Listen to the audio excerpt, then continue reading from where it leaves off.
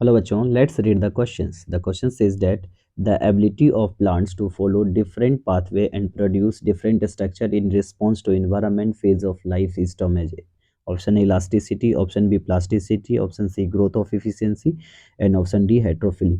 तो क्वेश्चन ये कह रहे हैं कि जो प्लांट्स है इन्वायरमेंट के साथ क्या करता है इंट्रैक्शन होकर अलग अलग पाथवे लेता है, अलग अलग स्ट्रक्चर्स शो करता है, ये उसको क्या बोलते हैं। तो सबसे पहले इस क्वेश्चन को समझने के लिए हम लोगों को एक की कॉन्सेप्ट डिस्कस करना होगा और हमारा जो की कॉन्सेप्ट होगा वो होगा development.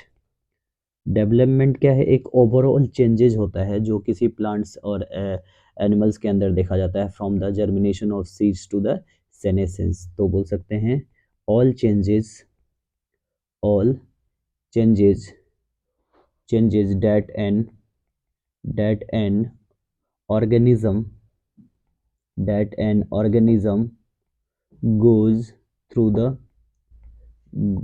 goes through during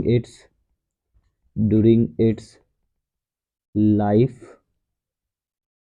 from from germination of seed germination of seed to senescence।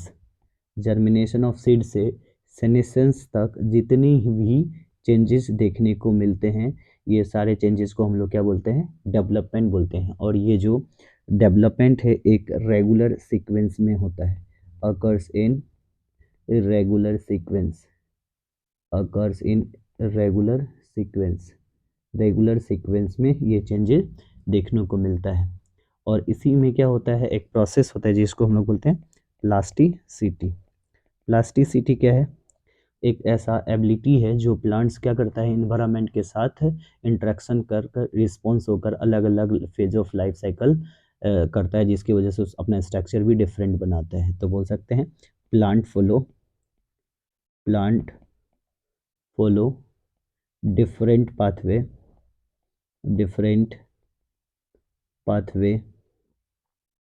different pathway and produce different structure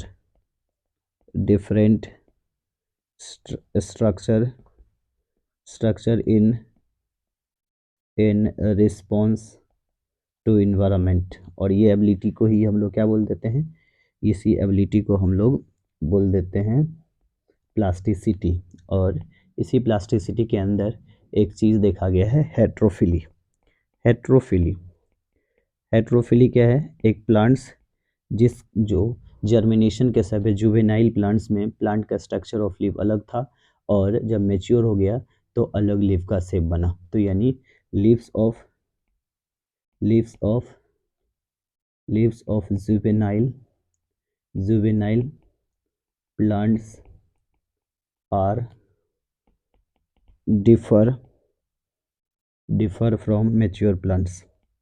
जब मेच्योर हो गया तो उसका प्लांट का लीव चेंज हो गया। तो ये फेनोमेना कहलाता है हेट्रोफिली, जो नॉर्मली किसके अंदर देखा गया? कोरिएंडर, धनिया के अंदर देखा गया। So our final answer of this question is option number B, plasticity. Hope you understood it well. Best of luck.